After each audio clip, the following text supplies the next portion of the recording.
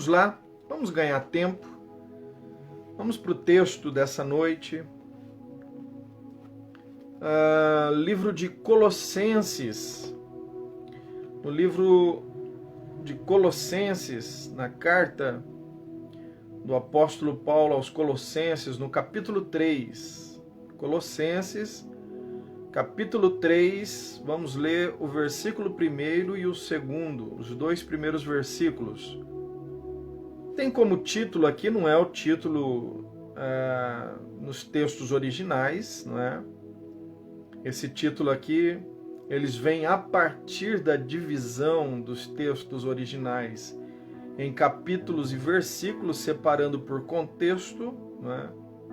Então, especificamente aqui no capítulo 3, tem por texto, por título assim, Pensai nas coisas que são de cima. Então vamos lá, Colossenses, capítulo 3, versículo 1 e o versículo 2, diz assim: Portanto, se já ressuscitastes com Cristo, buscai as coisas que são de cima, onde Cristo está assentado à destra de Deus.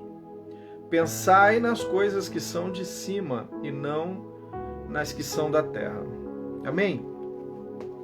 Quero fazer uma oração rapidamente aqui, apenas apresentando o nosso estudo de hoje ao Senhor e pedindo, evocando a Ele sua graça, sua bondade, seu poder, para que Ele jogue luz no nosso entendimento, que a gente compreenda e a gente escolha aplicar nas nossas vidas. Então, se possível, se onde você estiver for possível, feche os olhos comigo.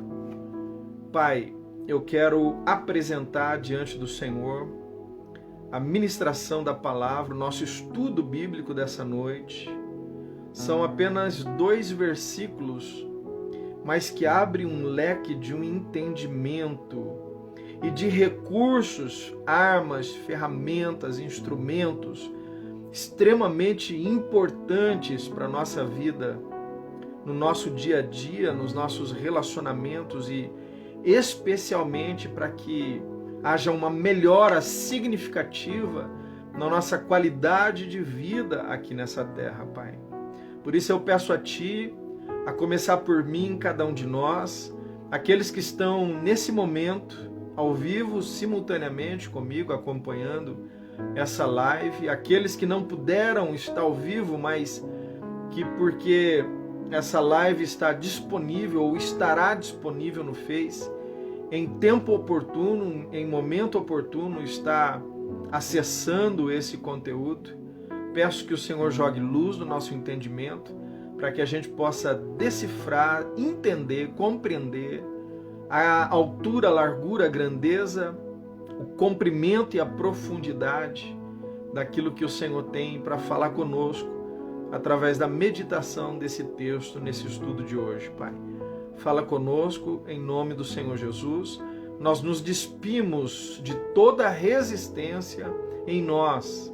Nós nos despimos de toda resistência para que se cumpra o teu propósito. Amarra no trono da graça nossos pensamentos, emoções e vontade, de maneira que não haja nenhuma muralha que impeça que a tua palavra seja ministrada aos nossos corações. É o que nós oramos, concordando na terra para que seja ligado nos céus, em nome de Jesus, e para a tua única e exclusiva glória, em nome de Jesus. Amém.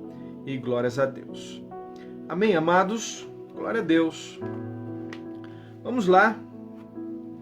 Nós estivemos ministrando aqui esse conteúdo no culto de domingo passado na nossa igreja. Aliás, estamos até em novo endereço, né? Se você quiser saber o novo endereço para visitar, conhecer, você pode estar nos mandando mensagem aí, a gente vai responder com todo prazer. Nós estivemos ministrando esse conteúdo, vou dar um resumo do resumo da síntese, né? Porque nós temos aí praticamente aqui, deixa eu ver, 25 minutos aí para a gente poder estar falando um pouco sobre isso. É extremamente importante. você tem liberdade de estar enviando esse conteúdo conforme você observar aí a importância. Você entende que tem pessoas que precisam ouvir isso, que estão extremamente necessitadas. Então, ainda que você diga assim, isso não é absolutamente para mim, mas a Bíblia diz assim, examinai tudo, retende o que é bom, né? Retende o bem. Então, retém aquilo que é bom para você, mas naquilo que você entende que pode ajudar outras pessoas, você tem toda a liberdade. Eu insisto em dizer que todo o nosso conteúdo que a gente deixa disponível aqui no Facebook, isso não é exclusivo, está sempre no modo público. Você tem toda a liberdade para copiar o link e enviar nas suas listas de transmissão do WhatsApp, para você estar compartilhando no seu Face, na sua linha do tempo, compartilhar no Instagram aí o link para acesso, né? Você tem toda a liberdade, à medida que você entender que pode, de certa maneira, ajudar outras pessoas, né? Então vamos lá. Nós lemos aqui, já ressuscitaste com Cristo, buscai as coisas que são de cima, onde Cristo está sentado à destra de Deus, pensai nas coisas que são de cima e não nas que são da terra. Amém? Deixa eu deixar minha Bíblia aqui de lado. Presta bastante atenção, amado. Presta bastante atenção.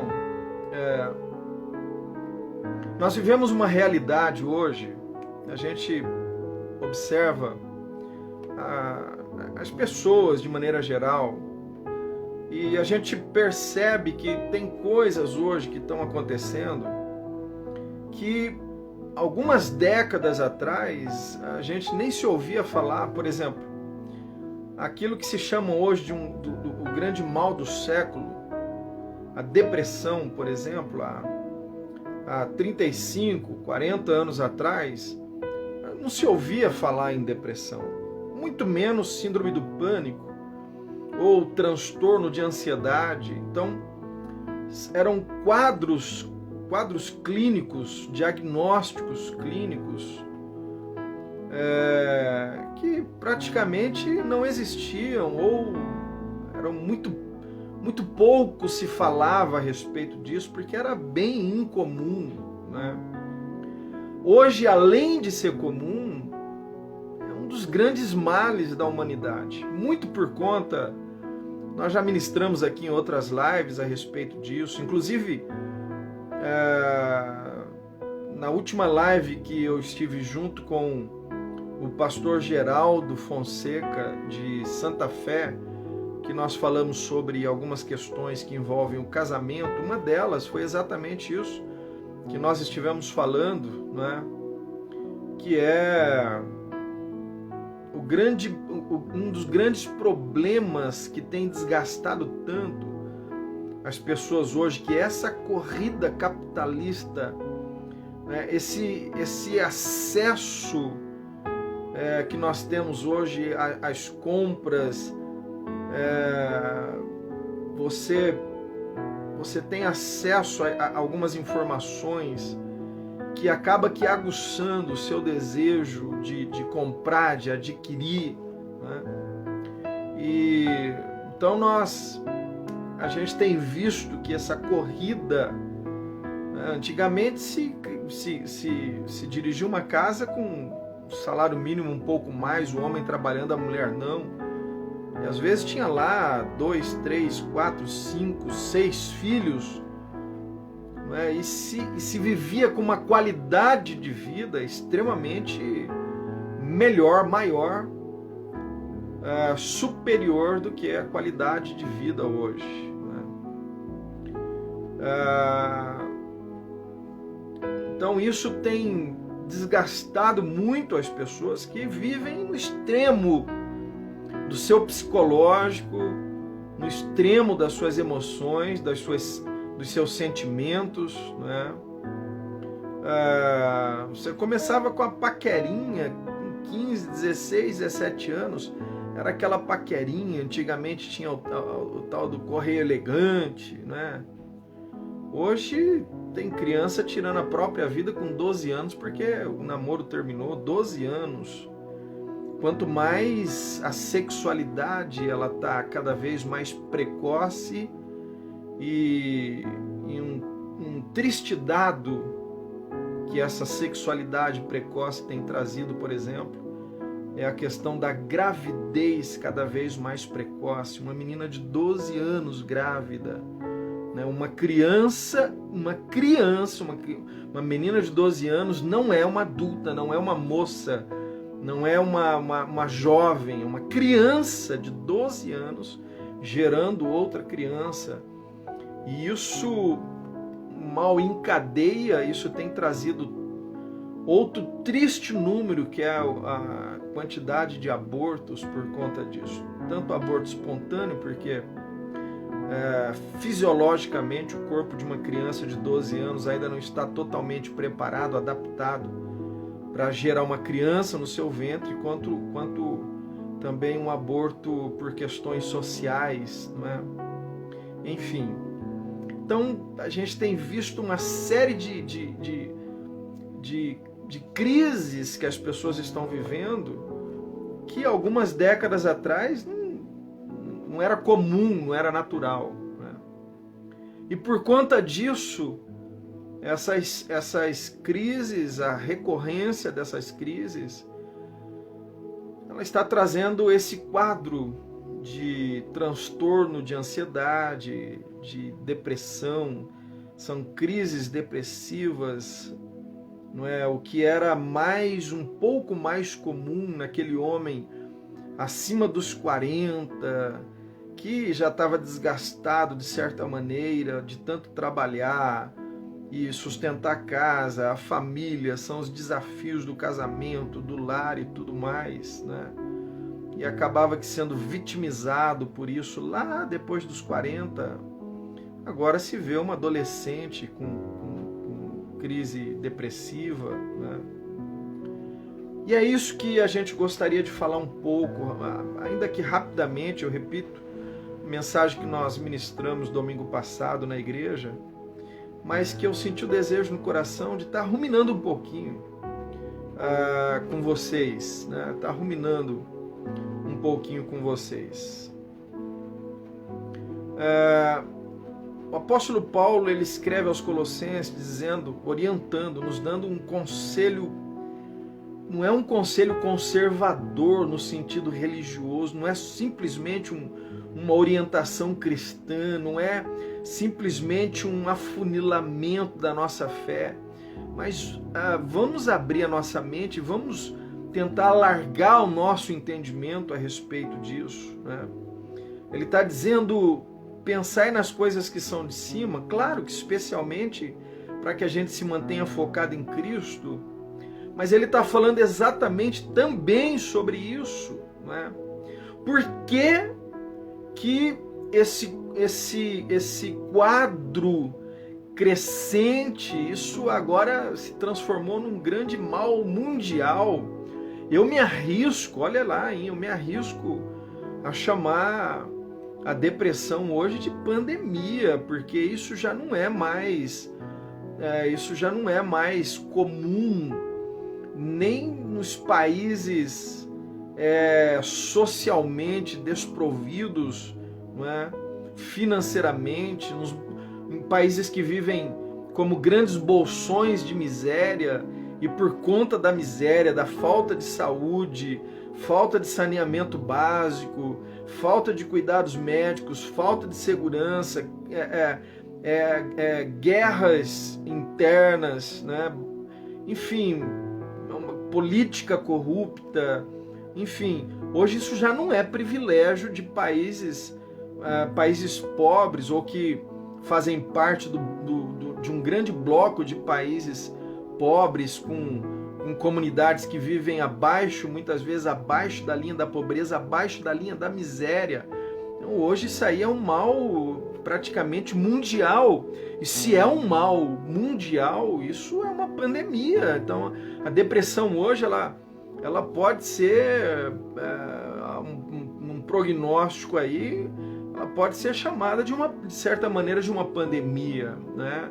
Mas a palavra do Senhor, ela nos traz uma resposta pronta no combate a depressão, a síndrome do pânico, as crises de ansiedade. O apóstolo Paulo está dizendo assim, olha, você precisa desaterrar, você precisa tirar o seu foco dessa corrida capitalista, dessa necessidade de adquirir, né? Essa necessidade de evoluir a todo custo financeiramente. Eu preciso prestar conta com a sociedade, eu preciso prestar conta com os amigos, eu preciso prestar conta com os meus pais, com os familiares. Então tudo isso está criando um universo onde os membros desse universo vivem tão escravos que estão extremamente frágeis psicoemocionalmente e estão sendo vitimizados por crises depressivas, crises de ansiedade, né?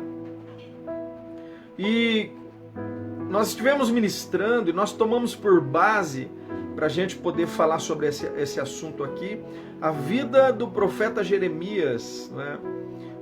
No livro de Lamentações, no capítulo 3, versículo 21, Jeremias, até nesse momento aqui, Jeremias ele narra com uma riqueza de detalhes o momento que Jerusalém está passando, né? Até então extremamente respeitada pelas nações pagãs, pelos inimigos. Ninguém se arrisca a invadir Jerusalém, ninguém se arrisca a apontar a espada para Jerusalém, porque eles sabem que é uma nação Judá, é uma nação poderosa na batalha, porque há um Deus que entrega os inimigos nas suas mãos, né? Então ninguém se arriscava, pelo contrário, não é? Todos balbuciavam palavras de elogio em favor de Jerusalém, em favor de Judá.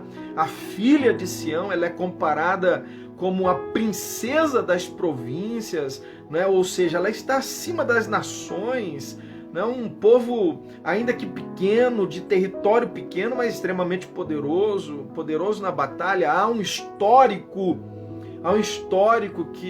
que mostra que louca é a nação que se levantasse, que apontasse a espada, que planejasse invadir Jerusalém, né? Que tentasse fazer frente com Jerusalém. Mas chega um momento em que, de tanto pecar de maneira recorrente, né, buscando deuses pagãos, insistindo no pecado, levantando altares a deuses estranhos, se corrompendo na fé, se contaminando naquilo que era para ser um povo consagrado a Deus, não é? Se prostituindo. Jerusalém, de tanto se prostituir, Deus ele cumpre não por um prazer, por uma vingança, mas Deus, tanto lá no passado quanto informa Jerusalém, olha, informa Judá, dizendo, olha, enquanto vocês estiverem na minha presença, buscarem a minha face, né? Enquanto vocês estiverem no centro da minha vontade, não haverá nação que faça frente ao poder que eu vou manifestar através de vocês, e todos os povos pagãos serão derrotados se entrarem na batalha. Onde desejarem colocar os pés, darei esse território às nações por herança. É a promessa de Deus, mas junto com a promessa de Deus há uma advertência. Sempre houve uma advertência. Deus nunca deixou os judeus na ignorância. Sempre houve uma advertência. Olha, da mesma maneira, se vocês saírem da minha presença, se vocês me abandonarem, se vocês criarem para vocês cisternas rotas e se desviarem do meu caminho, não buscarem a minha face, buscarem deuses pagãos, se contaminarem, se perverterem na fé, se vocês se tornarem uma nação adúltera aos meus olhos, não é? Eu também vos entregarei as suas paixões infames, eu entregarei vocês nas mãos dos seus inimigos, não é? Então, da mesma maneira como Deus deixava muito bem claro as condições para que ele entregasse a vitória e guardasse os filhos de Sião, da mesma maneira eles estavam advertidos, eles estavam informados. E mesmo informados, vêm gerações e se contaminam de tal maneira, especialmente no momento ali do rei Zedequias, eles se contaminam de tal maneira que Deus, uma vez que Deus os informou, Deus é Pai poderoso, amoroso, bondoso, mas Ele também é o justo juiz, não é? E quando Deus age com juízo, cessa a misericórdia, porque o juízo de Deus ele é sem misericórdia. Não significa que Deus deixa de amar, pelo contrário, mas o juízo de Deus ele é sem misericórdia. Né? Então chega um momento que Deus não pode mais ser misericordioso, até porque ele vai estar se voltando contra a sua própria palavra, ele se tornaria Deus mentiroso, e Deus não é homem que minta, nem filho do homem, para que se arrependa. Uma vez, porventura, o Senhor diria, não faria, falaria, não cumpriria. Então Deus disse, Deus advertiu, Deus informou, cumpriu a sua palavra quando o povo esteve debaixo de obediência, mas permitiu que sobreviesse uma maldição terrível a preço de escravidão babilônico, uma escravidão babilônica, né? Exatamente como consequência da rebeldia. Então, Jeremias ele está observando cada detalhe, ele narra até então com uma riqueza de detalhes o que Jerusalém está enfrentando agora, completamente devastada, assolada pelo pecado, num mar de imoralidade, não é? Eu disse no culto, não tem como nós informarmos se é, porque na verdade Lamentações de Jeremias são poemas que retratam, através de poemas, o profeta Jeremias ele retrata o momento em que Jerusalém está vivendo ali. Então não podemos afirmar exatamente. Se alguém tiver essa informação teológica comprovada, pode postar aí, viu? Tem toda a liberdade, mas nós não sabemos informar exatamente se é uma visão poética e profética de Jeremias, ou se é exatamente uma visão profética e realista. Fato é de que ele chega a afirmar que as mães começam a comer os seus próprios filhos. Olha que mar de imoralidade, de lamaçal, de pecado destrutivo. As nações pagãs já não respeitam mais, não é? Já levantam a cabeça para zombar quando passam perto. Os inimigos invadem, despojam Israel, não é? Vem o reinado babilônico, escraviza grande parte do povo, né? Então, até chegar nesse momento, o profeta Jeremias ele traça com riqueza de detalhe um cenário devastador. Eu imagino, se eu me coloco no lugar do profeta Jeremias, até como judeu, não é? Até como morador de Jerusalém, como parte do povo escolhido por Deus, né? Eu me coloco no lugar de Jeremias ali, eu poderia ficar depressivo vendo tudo aquilo, porque eu não estou isento daquele momento, não, todo o povo está sofrendo aquilo, obviamente eu estou sofrendo também, ou seja, Jeremias estava sofrendo aquilo também, havia consequências sobre a sua vida. Então, imagine você, um homem maduro suficientemente para ter essa consciência de que tudo isso, essa grande maldição desse momento, na verdade, é fruto de uma rebeldia, de uma desobediência do povo a Deus, né? E eu imagino, eu ali no meio, eu ficaria depressivo, angustiado, síndrome do pânico, não ia sair de casa, eu ia contar os dias e morrer, né? Eu até disse sobre acho que é 333, se não me falha a memória, né? 3 minutos sem ar, 3 dias sem água, 3 semanas sem comida, né?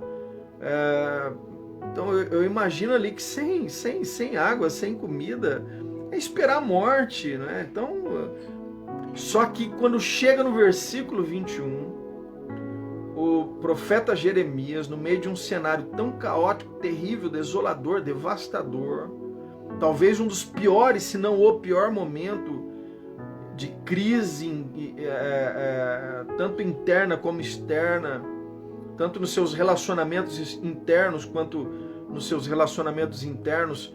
Eu acredito que, se não for o pior, é um dos piores momentos de Jerusalém, da filha de Sião, né? De Judá, um dos seus piores momentos. E no pior momento, Jeremias, que era o profeta então, ele toma uma decisão que eu acredito que mudou a sua vida completamente. E exatamente o que o apóstolo Paulo nos aconselha ali no capítulo 3, versículo 1, no primeiro versículo, no segundo versículo do livro de Colossenses. Olha o que Jeremias diz. Ele diz simplesmente assim: olha, no meio de tudo isso, eu trago à memória aquilo que me dá esperança. Ou seja, eu coloco a minha mente no Senhor, então eu esperarei. Eu não sei o que você tem passado, eu não sei o que você tem enfrentado. Não tem como, é impossível. Se você estiver passando por uma situação que eu nunca passei, que eu nunca experimentei, é impossível eu chegar para você e dizer assim: olha, eu sei o que você está passando. Isso é uma mentira. Nós costumamos dizer muito isso para as pessoas, né? Às vezes você tem seus filhos, graças a Deus por isso, nunca perdeu um filho, graças a Deus por isso, repito. Aí você chega para uma mãe que acaba de perder o filho e está sofrendo, enlutada, arrasada, ferida. Aí você diz para essa mãe assim: eu sei o que você está passando. Não, você não sabe, porque você não perdeu um filho. Eu, graças a Deus, eu tenho 2 filhos, nunca perdi um filho. Espero em Deus nunca viver uma experiência tão triste como essa. E por isso, eu nunca vou poder chegar para uma mãe, para um pai que perderam um filho ou 2. Me lembro de uma mãe aqui em Lins que perdeu os 2 filhos jovens que ela tinha num acidente automobilístico, passando de moto, um carro saindo da garagem, um acidente bobo, e que foi fatal para os 2, e a mãe perdeu seus 2 únicos filhos de uma vez só. Como que eu vou chegar para uma mãe dessa e dizer assim: olha, eu sei o que você está passando? Como que eu vou, se eu nunca fiquei desempregado na vida a ponto de passar fome dentro de casa e bater um desespero tão grande que eu possa pensar até em tirar minha própria vida? Como que eu vou chegar para alguém que está vivendo um quadro desse e dizer para ele: eu sei o que você está passando? Não, impossível! Então eu não posso afirmar que eu saiba o que você está passando, mas eu posso afirmar com toda a convicção que eu conheço um Deus que sabe o que você tem passado.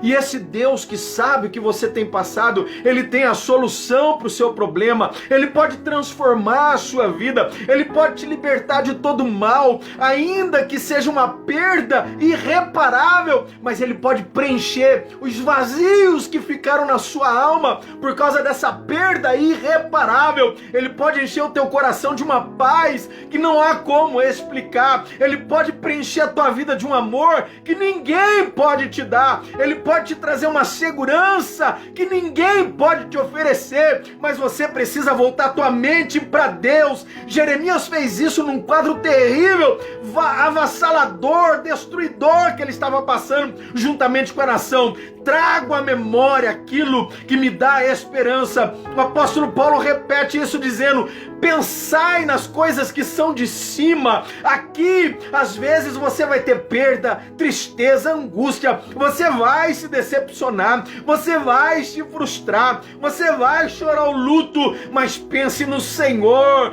pense nas coisas que são de cima, onde Cristo está assentado nas regiões celestiais com Deus, porque só Ele pode te dar a resposta, só Ele pode transformar a sua vida, só Ele pode mudar esse quadro, te libertar da depressão, libertar você de toda a síndrome do pânico, tirar essa crise de angústia que você tem sofrido, tirar essas raízes de amargura de dentro de você, todo o transtorno de ansiedade vai desaparecer, mas volte sua mente para Ele. Volte a sua mente para Ele, pense nele. mergulhe nele. Faça como o profeta quando diz que viu as águas diante dele, deu alguns passos, as águas estavam no tornozelo, mais alguns nos arteiros, mais alguns nos lombos, mais algum passo, ele mergulha nas profundezas. Você precisa mergulhar nas profundezas de Deus, confiar no Senhor, descansar. Só Ele pode dar o descanso verdadeiramente que a tua alma precisa. Só Deus. Só Ele pode tirar o peso sobre os ombros que você tem carregado. Só Ele pode te libertar desse fardo que você tem carregado. Só Ele. Só Ele tem verdes pastos. Só Ele tem águas tranquilas. Só Ele pode fazer isso por nós. Mas você precisa voltar sua mente para Ele. Pare de ficar escravo de situações que trouxeram esse quadro clínico depressivo que você tem enfrentado. Isso vai se transformar numa patologia fisiológica. Daqui a pouco pode gerar um câncer, pode gerar uma gastrite, pode gerar um diabetes, pode gerar... Tem tantas doenças que há algumas décadas não era aceitável. Hoje a ciência sabe que são psicossomáticas, doenças geradas por traumas, feridas profundas na alma. Recentemente agora, acompanhando um quadro de uma pessoa muito amada da minha família, ele foi diagnosticado como coração partido. Eu ouvia isso quando era criança, adolescente, jovem, né? Coração partido era conversa entre namorados, namoro que acabou, né? E largou e tal. Hoje eu descobri, mas isso é um diagnóstico clínico, cardiológico. A pessoa ela é tão ferida, ela vive tão angustiada, ela é tão decepcionada pela vida, pelas pessoas, de tristeza em tristeza, de mágoa em mágoa, de decepção em decepção. Ela não encontra mais fôlego de vida tanto dentro dela, que chega um momento que parte do seu coração simplesmente morre dentro do peito. Coração partido, parte do seu coração morre. Por quê? Isso não é um problema simplesmente biológico, orgânico, um mau funcionamento, problema do sangue, da circulação. Não! Não, amados. Isso é um diagnóstico dado a uma pessoa que num espaço de 1 ano, 2, 3 anos, sofreu tantas decepções, chorou tanto, se angustiou tanto, viu tantos problemas, onde ele tentou resolver e não conseguiu, amado, que o coração dele sofreu com isso. Sofreu suficientemente em que parte do coração morreu. Eu não sei o que você está passando, mas a palavra do Senhor está deixando muito bem claro. A gente precisa voltar nossa mente para o Senhor, pensar nas coisas que são de cima, pensar nas coisas que vêm do alto, do Pai das luzes, onde não há mudança nem sombra de variação. Volte teu coração para o Senhor, descansa nele.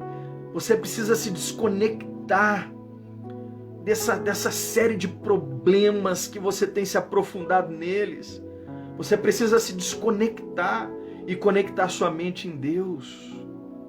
Porque à medida que você conecta sua mente em Deus, através da oração contínua, da oração como prática, da oração disciplinada, você precisa aperfeiçoar essa disciplina de relacionamento com Deus através da oração contínua, através da meditação na palavra. Leia a Bíblia, mas medite na palavra, para que a nossa mente seja renovada. A lavagem da nossa mente, ela só acontece pela palavra.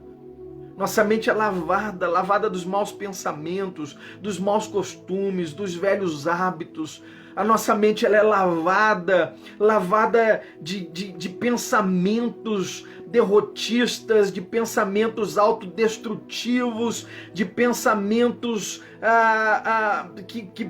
que trazem mal, fazem mal para você mesmo. Isso só pode através da palavra. Porque é na palavra que nós descobrimos Deus, é na palavra que nós nos descobrimos em Deus, é através da palavra. Medita, mergulha mergulha, alimenta a sua palavra. Não estou legal hoje, coloca louvores, adora a Deus, adore a Deus, coloca um fone de ouvido, põe no celular, enche o seu celular de músicas com letras baseadas na palavra do Senhor. Aí você está depressivo, você está angustiado, pensa que está sendo traído e está carregando um peso sobre os ombros por causa desses sentimentos. Aí você vai lá, coloca um sertanejo universitário que só fala de traição, só fala de adultério, só fala de angústia, de bebedice. Você acha que a tua mente, sendo alimentada por esse lixo, vai trazer o que para a sua vida? Pensai nas coisas que são do alto. Quero trazer a memória, olha que Jeremias fala, quero trazer a memória, aquilo que me dá esperança. Ou seja, se eu colocar minha mente aqui, eu vou me destruir com todo o povo.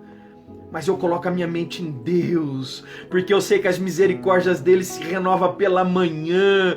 Por causa das misericórdias nós não somos consumidos. Se eu estou vivo aqui no meio de um cenário tão terrível, é porque as misericórdias do Senhor têm me guardado.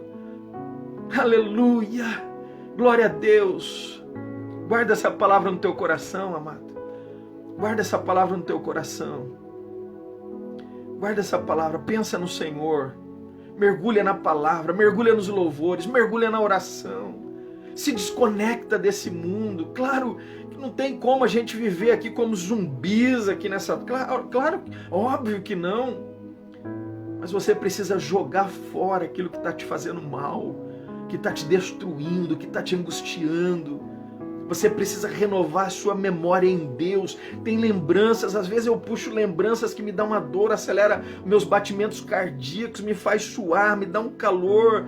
Mas eu trago à memória aquilo que me dá esperança. Eu sei que eu estou vivo por causa dele. É porque ele me ama. É porque ele morreu na cruz por mim. É porque ele me resgatou da morte, das trevas, do mundo. É porque ele colocou em meu espírito. É porque ele me lavou e remiu no sangue do Cordeiro. É porque ele tem me sustentado nessa terra. E breve ele vai me buscar. Ele vai vir nos buscar, amado. E para onde ele vai nos levar? Lá não haverá nem choro, nem dor, nem pranto.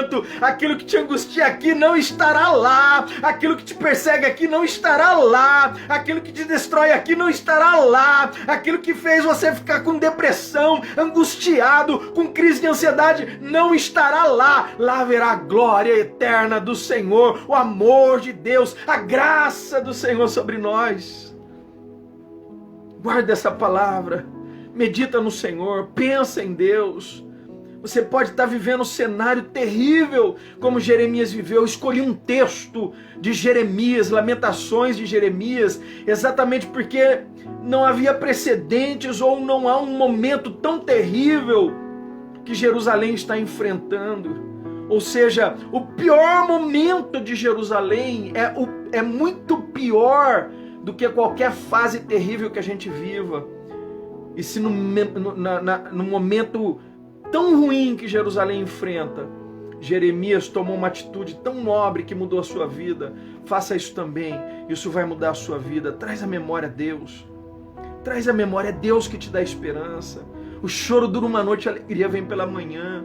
É Deus que te dá esperança. 1000 cairão lá, 10.000 à direita, você não será atingido, porque Deus é que te dá esperança. Traga Deus à memória, pense nele, medite nele, seja sincero com Deus, jogue limpo com Deus. Chega no Senhor e diga: Pai, eu não estou aguentando, eu não estou suportando. Ele é teu Pai.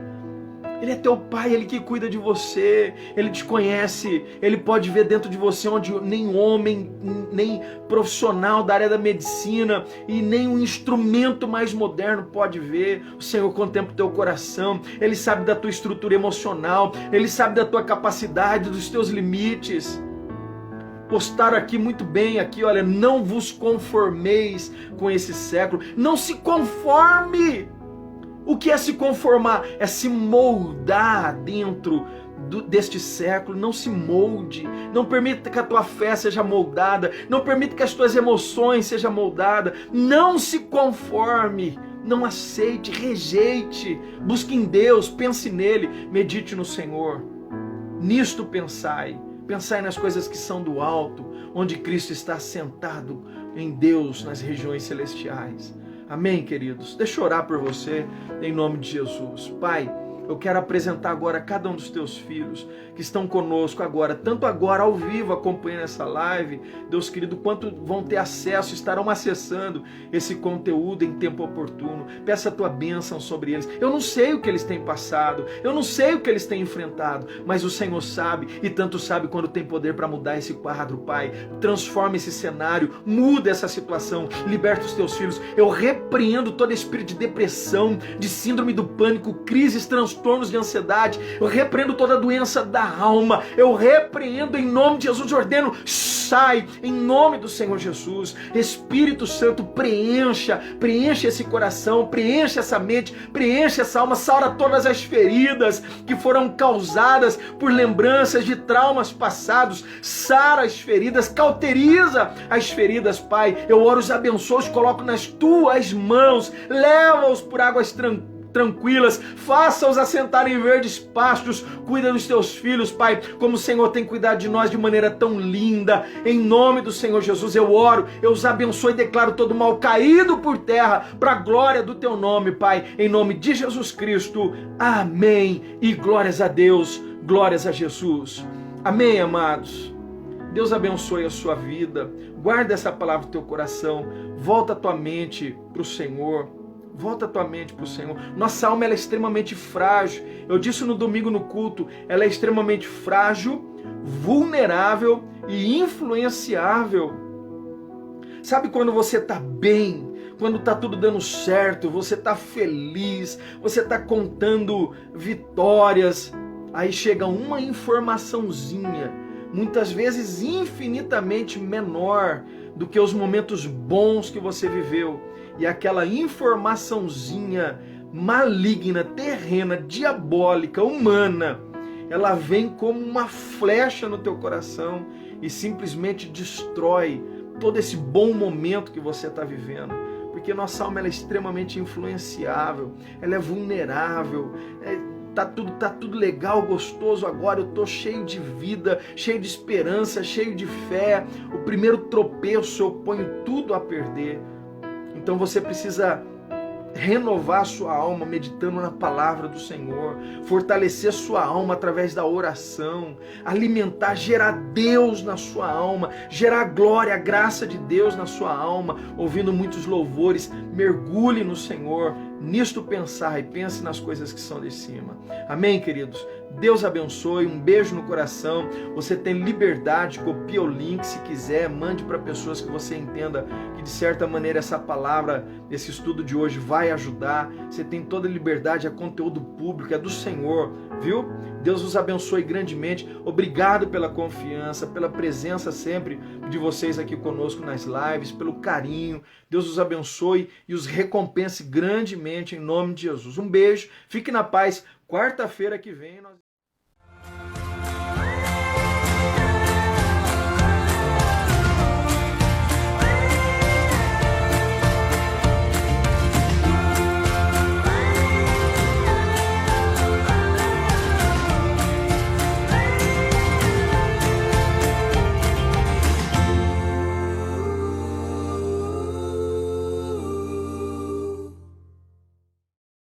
Estamos de volta em nome de Jesus e para a glória de Deus.